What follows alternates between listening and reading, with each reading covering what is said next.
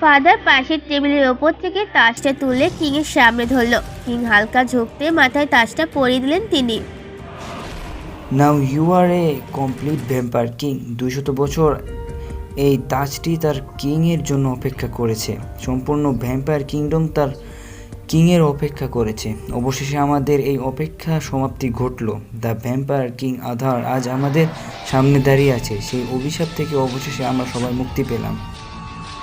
আশেপাশের কথা শুনতেই আধারের চোখে হিংস্রতা ফুটে উঠল। 200 বছর আগে ঘটে যাওয়া দৃশ্যগুলো চোখে ভেসে উঠছে ওর। হাতের মুঠো শক্ত করে আধার বলতে শুরু করলো।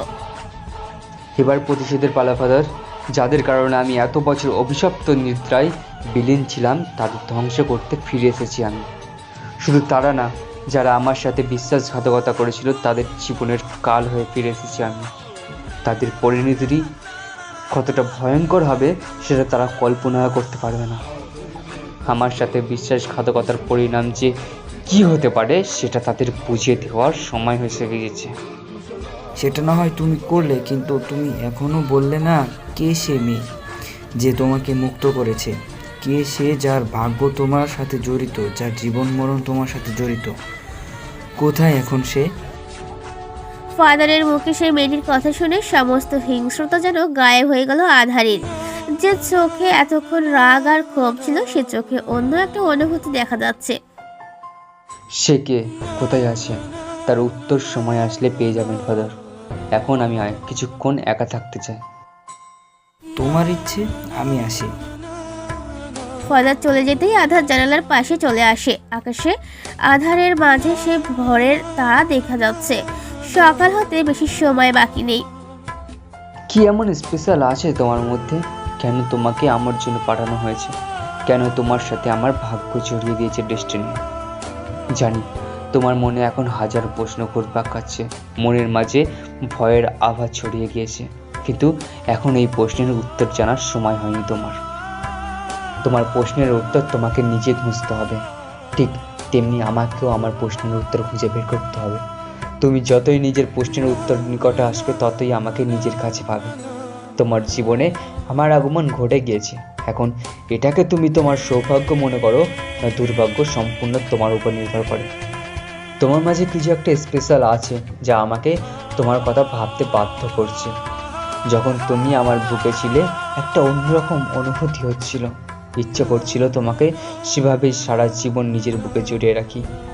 তোমাকে তোমার গাড়িতে আমিই বসিয়েছি। তোমার ফোনের কল লিস্টে গিয়ে তোমার বাবাকে আমি মেসেজ করেছি। যতক্ষণ তোমার বাবা না এসেছে তোমার পাশে বসে তোমার চেহারার দিকে অপলক তাকিয়েছিলাম আমি। জানি না কেন, তাও ইচ্ছে করছিল এভাবেই তোমাকে নিজের সামনে রেখে অপলক দেখতে। এসব কিছুই তোমার অজানা। যতদিন না আমি তোমাকে বলবো তোমার কাছে সব কিছুই ধোঁয়াশা হয়ে থাকবে। এই ধোঁয়াশা ভ্রমই তোমাকে বারবার আমার কথা ভাবতে বাধ্য করবে।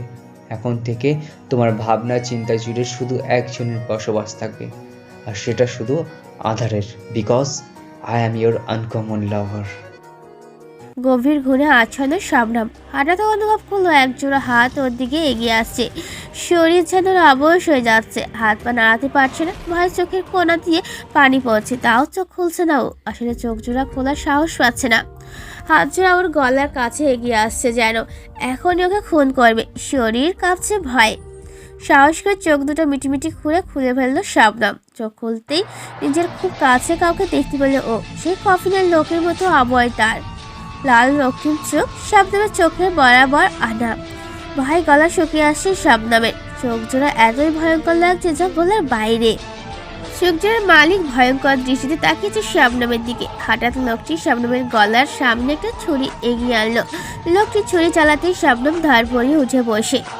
নিজের আশেপাশে তাকিয়ে দেখে কেউ নেই। ভোর হয়ে গিয়েছে, তাই রুম আলোকিত। ভয়ে গলা শুকিয়ে গেছে। জোরে জোরে নিঃশ্বাস নিয়ে নিজেকে নর্মাল করছে শবনম।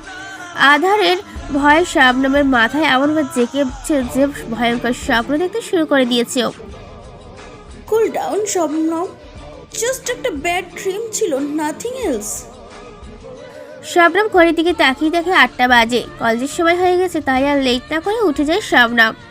কভার থেকে গোল্ডেন লেডিস শার্ট আর ক্রিম কালারের স্কার্ট বের করে রেডি হয়ে নিয়ে নিচে নেমে আসিও। তারপর ব্রেকফাস্ট করে কলেজের জন্য বেরিয়ে যায়। আজকে কলেজের পক্ষ থেকে সবাইকে ক্যাম্পিংয়ে নিয়ে যাওয়া হবে, তাই আশিবার মায়া মানা করার সত্ত্বেও শবনম কলেজে যাচ্ছে।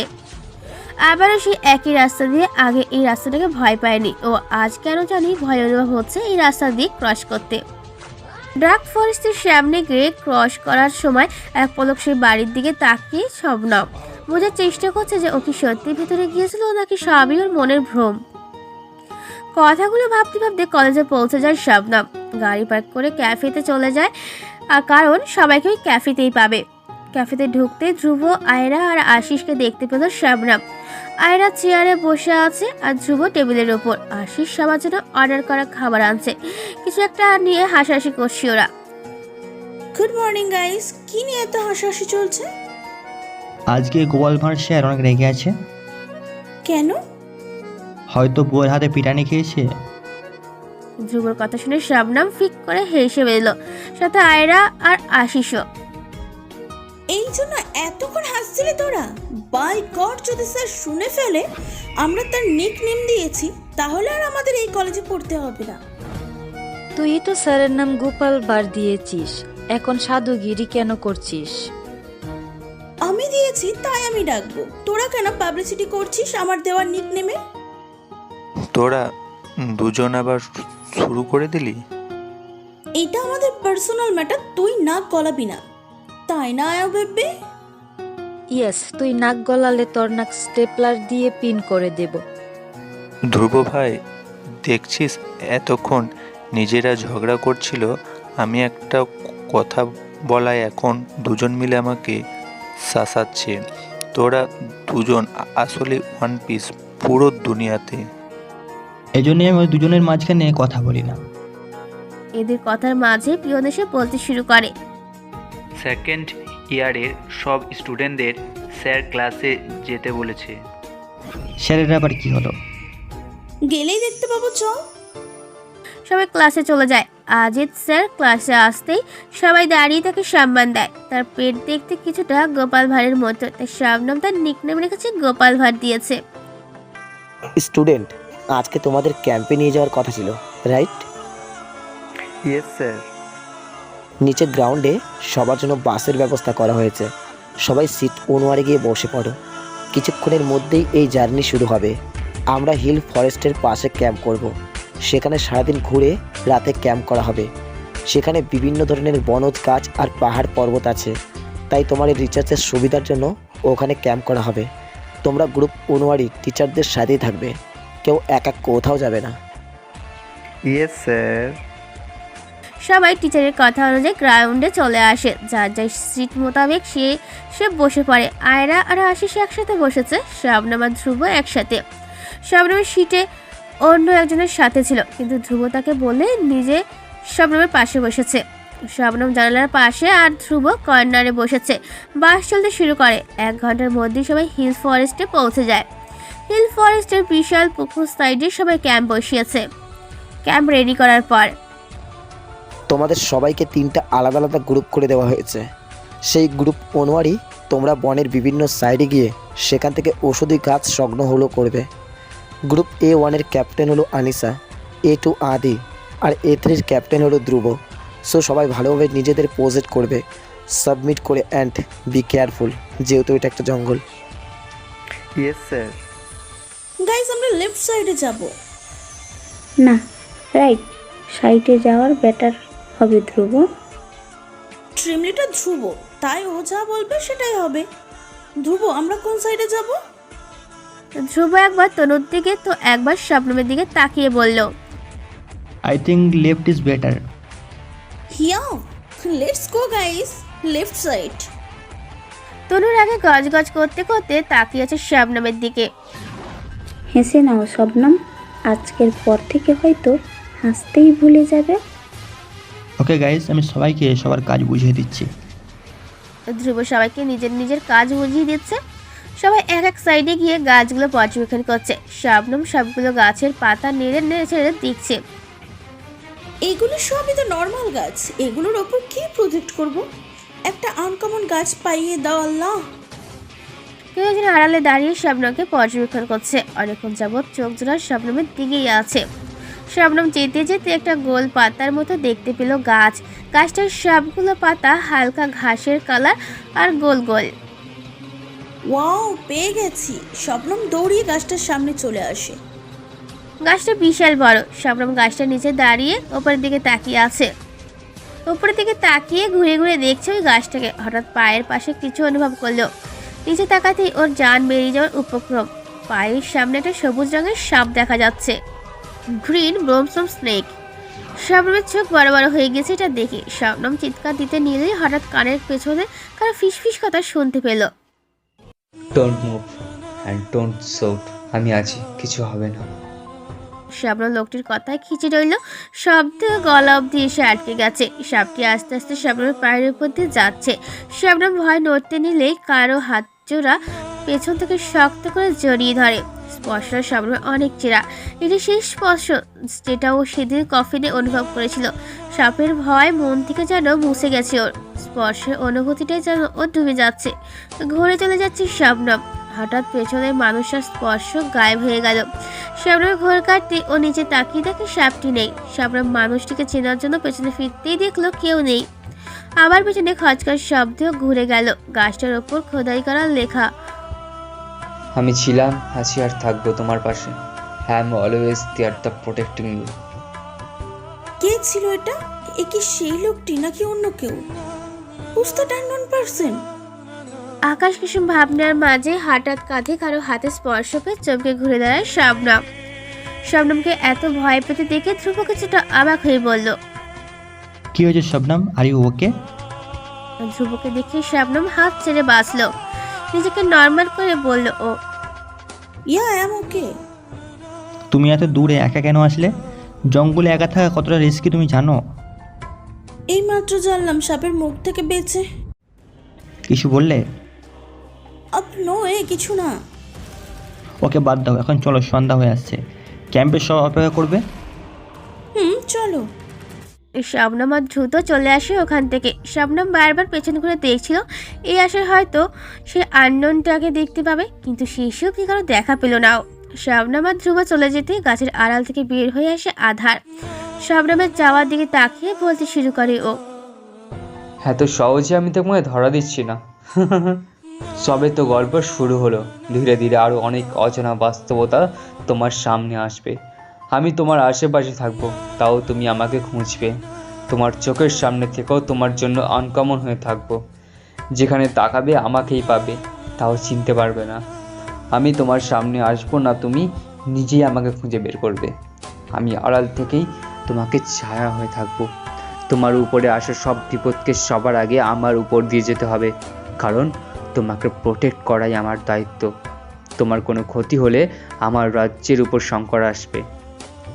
তোমাকে ছাড়া ক্রিস্টাল লাইফের শক্তি অসম্পূর্ণ, আর ক্রিস্টাল লাইন ছাড়া ভ্যাম্পায়ার কিংডম অসম্পূর্ণ, আর ভ্যাম্পায়ার কিংডম ছাড়া আমি অসম্পূর্ণ। আমরা দুজন একে অপরের পরিপূরক। একে অপরকে ছাড়া আমাদের শক্তির কোনো মূল্য নেই, তাই যে কোনো মূল্যে তোমাকে আমার প্রোটেক্ট করতেই হবে। ক্যাম্পের বাইরে বনফায়ার জ্বালিয়ে সবাই গোল হয়ে বসে আছে। ট্রুথ অ্যান্ড ডেয়ার খেলছে সবাই। একজন একজন করে বোতল ঘুরিয়ে ট্রুথ অ্যান্ড ডেয়ার দেওয়া হচ্ছে। এবার বোতল আমি ঘোরাবো। আশিস সামনে গিয়ে বোতলটাকে ঘুরালো। বোতল ঘুরতে ঘুরতে তনুর বরাবর থামলো। শবনম আর তনু বরাবর বসেছে, তাই ওরা একে অপরকে ট্রুথ অ্যান্ড ডেয়ার দিবে। নিচের দিকে বোতল ঘুরতে দেখে তনুর মুখ শুকিয়ে যায় ভিড়ে। শবনম একটা শয়তানি হাসি দিয়ে বলল, তনুকে আমি ডেয়ার দিব। তনু অনেক brave. I am sure dare নিবে, তাই না তনু? হ্যাঁ, আমি ডেয়ার নিব। আমি কাউকে ভয় পাই না। দাও, কি ডেয়ার দিবে? তুমি নিজের ব্যাগের সব মেকআপ যা আছে সব এনে পুকুরের পানিতে ভাসিয়ে দিবে। হোয়াট? নেভার, কখনো না। মেকআপ ফেলে দিলে আমি কালকে রেডি হব কিভাবে? সেটা আমি কি জানি? আমি তোমাকে ডেয়ার দিয়েছি, এখন রুল মোতাবেক তোমাকে ডেয়ার কমপ্লিট করতে হবে। Right guys? তখন আগে গাছ করতে করতে উঠে টেন্টের ভিতরে গিয়ে অনিচ্ছা সত্ত্বেও নিজের মেকআপ বক্স এনে পুকুরে ফেলে দিল। বেচারির মনে হচ্ছে ওর বয়ফ্রেন্ডকেও পানিতে ফেলে দিয়েছে। তো তনু এসে আবার নিজের জায়গায় বসলো। এবার বোতল আশিস সামনে থামালো। ওকে ডিয়ার দেবে ধ্রুব। কি নিবি, তুট না ডেয়ার? আশিস ভেবে পাচ্ছে না কি নিবে। অনেক ভেবে চিনতে বলল আশিস। ডেয়ার ওইতে থুরু নিলে তুই যে মানুষ কিনা কি জিজ্ঞেস করে বসিস। ওকে, এখন একটা গান প্লে হবে আর তুই সেই গানে পারফর্ম করবি। আশিস চোখ ছোট ছোট করে তাকালো ধ্রুবর দিকে, কারণ ও জানে ধ্রুব কখনো এত সহজে ডিয়ার দিবে না কাউকে। দ্রুত শবনমকে ইশারা করতেই শবনম একটা গান প্লে করে দেয়। গান প্লে হতেই আশিসের চেহারার রং পাল্টে যায়, তো বাধ্য হয়ে ওই গানেই নাচতে শুরু করে ও। আশিসের স্টেপ দেখে সবাই হাসতে হাসতে গড়াগড়ি খাচ্ছে, আর বেচারি আশিস তো লজ্জায় শেষ। এবার বোতল এসে আয়রার সামনে থামলো। আয়রা ট্রোত নিল। আয়রাকে প্রশ্ন করা হলো ওর কলেজে ক্রাশকে। আয়রা কিছুক্ষণ চুপ থেকে বলল ধ্রুব। আয়রার কথায় আশিস বেচারা একটু আহত হলো। ও ভেবেছিল আয়রা হয়তো ওর নাম নেবে। এবার বোতল ঘুরে এসে ধ্রুবর দিকে থামলো। আশিস এবার শয়তানি হাসি দিয়ে বলল, এখন কোথায় যাবে বাচ্চু? থ্রোট নেও নাকি? ডেয়ার দুই দিক দিলেই তুমি ফেঁসে গেছো। ধ্রুব কিছু ভেবে তারপর বলল, ডেয়ার। এখানে যে কোনো মেয়েকে প্রপোজ করো। কি? এটা ডেয়ার শো, বাধ্যতামূলক করতেই হবে। সব মেয়েরা অধীর আগ্রহে তাকিয়ে আছে ধ্রুবর দিকে। ধ্রুব নিজের আশেপাশে তাকিয়ে হুট করে শবনমের সামনে হাঁটু গেড়ে বসে শুরু করলো। Shabnam, I love you. Shabnam সহ সবাই টাসকি খেয়ে ধ্রুবর কাজে। শবনম চোখ বড় করে দাঁড়িয়ে আছে ধ্রুবর দিকে। শবনম এইভাবে তাকিয়ে থাকতে দেখে ধ্রুব বলল, it's just a dear Shabnam, don't be serious. ধ্রুবর কথা শবনম প্রশান্তি নিঃশ্বাস ছাড়লো। ধ্রুব উঠে আবার নিজের জায়গায় বসে পড়ল। ডিয়ার ডান। সবাই হাসাহাসি করছে, কিন্তু কেউ বুঝতে পারছে না একজনের চোখ রক্তের চক্ষু নিয়ে তাকিয়ে আছে ধ্রুবর দিকে। মনে হচ্ছে তার চোখ দিয়ে আগুন বের হবে এক্ষুনি। রাগে কপালের আর ঘাড়ের রক ফুলে গিয়েছে। লোকটি আর কেউ নেই, বরং আধার। আধার সবার আড়ালে থেকে ওর নজর শবনমের ওপর। যখন ধ্রুব শবনমকে আই লাভ ইউ বলল, আধারের ইচ্ছে করছিল ধ্রুবকে সেই মুহূর্তে শেষ করে দিতে। অনেক কষ্টে নিজের রাগ কন্ট্রোল করে রেখেছে ও। এবার বোতল এসে থামলো শবনমের দিকে। তনু বেশ শয়তানি হাসি দিয়ে বলল, আই থিঙ্ক শবনম টুথ নেবে। নো ডিয়ার, দাও তোমার খুশি মতন ডিয়ার দাও। তোমার ডেয়ার হচ্ছে তোমাকে একা জঙ্গলের ভেতরে গিয়ে আমরা যে গাছটার সামনে সকালে টিম অ্যাসাইনমেন্ট করেছি সেই গাছের একটা ফুল এনে দিতে হবে আমাকে। হোয়াট ননসেন্স, এটা কেমন খেলা? এই গভীর জঙ্গলে শবনম একা যাবে, তাও তোমার জন্য ফুল আনতে? নেভার। আর এরকম রিস্কি টাস্ক দেওয়া গেমের রুলসের বাইরে। শবনম কোথাও যাবে না। আমি জানতাম শবনম তুমি এই টাস্ক কমপ্লিট করতে। আমি যাব। শবনমের জবাবে সবাই অবাক চোখে ওর দিকে তাকালো। তুই পাগল হয়ে গিয়েছিস। কোথাও যাবে না তুমি, সব খেলা বাদ। সবাই যার যার ট্রেনে চলো। চিল গাইস, কিচ্ছু হবে না, আমি যাবো আর আসবো। আর ওই ম্যাড, তুমি বুঝতে পারছো তুমি কি বলছো? হ্যাঁ, এখন যদি আমি না যাই তাহলে এটা গেমের রুলসের ব্রেক করা হবে। আমাকে যেহেতু এই টাস্ক দেওয়া হয়েছে কমপ্লিটও আমাকেই করতে হবে। আর আমার আসতে যদি দেরি হয় তাহলে তোমরা তো আছোই আমাকে খোঁজার জন্য। যদি আমার আসতে দেরি হয় তোমরা সেখানে চলে এসো। কিন্তু কিছু হবে না ধ্রুব। শবনম সবাইকে বুঝিয়ে সুঝিয়ে টর্চ নিয়ে জঙ্গলের ভিতরে ঢুকে পড়ে। ভয় করছে একটু একটু, তাও সেটা প্রকাশ করছে না শবনম। চারোদিকে ঘুটঘুটে অন্ধকার, আর এই অন্ধকারে শুধু পাতার খচখচ শব্দ শোনা যাচ্ছে। ভয়ের কিচ্ছু নেই স্বপ্ন, জঙ্গলে তো প্রাণীরাই থাকে। এটা তো স্লিপিং টাইম, জঙ্গলের পশু পাখিরাও ঘুমাচ্ছে। কিচ্ছু হবে না, ভয় পাস না। নিজেকে সান্ত্বনা দিয়ে এগোতে এগোতে শবনম গাছটার অনেক কাছাকাছি চলে এসেছে, তাই মনের ভিতরে সাহস জোগাড় হচ্ছে ওর। হঠাৎ পিছনে কারো উপস্থিতি টের পেয়ে ঘাবড়ে ঘুরে দাঁড়ালো ও। কেউ নেই পেছনে। কই কেউ তো নেই, সব মনের ভুল, কেউ নেই। শবনম সামনের এগোনোর জন্য কদম বাড়াতে গর্তে পা চলে যায় আর শবনম নিচে পড়ে যায়। শবনমের চিৎকারের শব্দ আসতে ধ্রুব আর বাকিরা ভয় পেয়ে যায়। উই হ্যাভ টু গো, শবনমের পিছন কোনো বিপদ হয়েছে। সবাই দৌড়ে জঙ্গলের ভিতরের দিকে ছুটে যায়। একটা উঁচু করে গর্ত করা, সেখানে শবনম পড়ে গিয়েছে। এই গর্তগুলো সাধারণত জঙ্গলি পশু ধরার জন্য তৈরি করা হয়। বড় করে গর্ত করে তার উপর পাতা দিয়ে ঢেকে দেওয়া হয়, যেন কোনো প্রাণী বুঝতে না পারে এটা জাল আর সহজে জালে পা দিয়ে গর্তে আটকে যাক। কিন্তু আজকে জঙ্গলি প্রাণীদের বদলে শবনম আটকে পড়েছে এই জালে, বেরিয়ে এসে কোনো স্কুপ নেই। শবনম পা ধরে বসে আছে, বেচারি পড়ে গিয়ে পায়ে ব্যথা পেয়েছে কোনো কারণে। উঠে দাঁড়ায়ও। চোখকে আকাশে নিয়ে ঘুরছিলি তুই, আসলে স্টুপিড। এত বড় গর্ত চোখে পড়েনি তোর? এখন বস ঠেলা, কিভাবে বের হবে এখান থেকে? রেগে নিজেকে বকছে।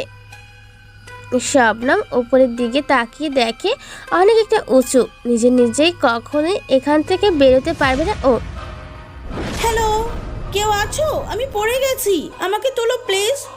ডুবো, আসিস? শবনম ধাকছে, তাও সাড়া পাচ্ছে না।